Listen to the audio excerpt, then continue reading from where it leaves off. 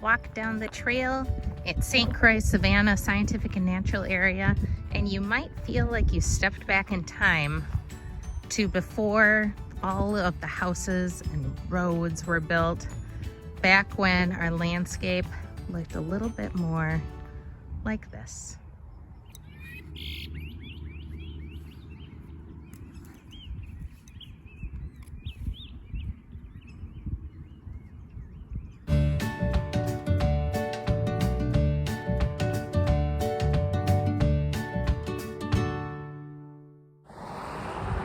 Hi, I'm standing on the side of a super busy highway, getting ready to take you on a hike into the St. Croix Savanna Scientific and Natural Area. Come with me and we'll get away from this traffic a bit.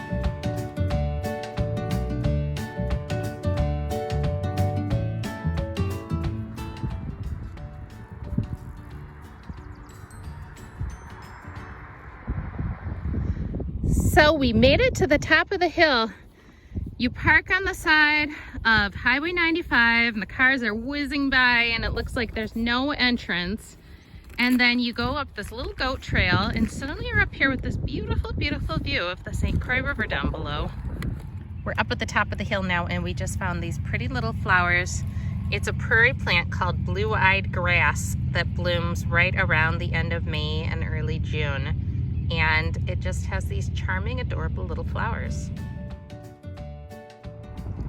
Scientific and natural areas in Minnesota were established to protect landscapes that have outstanding plants, wildlife, and geologic formations. And St. Croix Savanna SNA was established because there are excellent examples of hill, prairie, and oak savanna.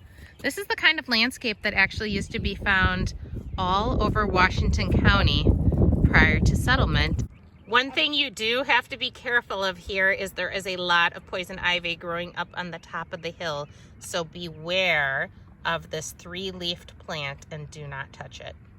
This is a fun little find. You probably recognize the flowers as a violet, but the leaves are completely different. Most common violets have heart-shaped leaves, and these ones, it's called a bird's foot violet, and it just has these tiny little kind of straight, skinny leaves, but the same kind of flowers. This one grows in sandy soils.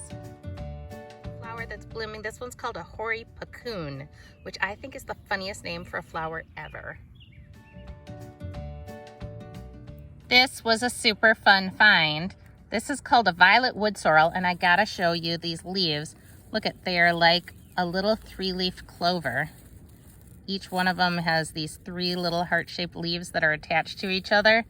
These pretty pink flowers, and this is blooming up on top of the prairie as well. This little yellow flower hiding in plain sight, this is called a yellow stargrass. I couldn't resist. I just had to share one last plant before we go. This little one, it's called Pussytoes. Imagine a cat turned its paw upside down, and they're really soft and fuzzy. They grow flat to the ground in prairie areas. They just have these flat little leaves. And I just love them. I just think they're cute. One thing that makes scientific and natural areas unique compared to state parks is that they don't have developed trails and parking areas. And this is one of the things that keeps them quite pristine. If you come, you're probably going to be the only one here.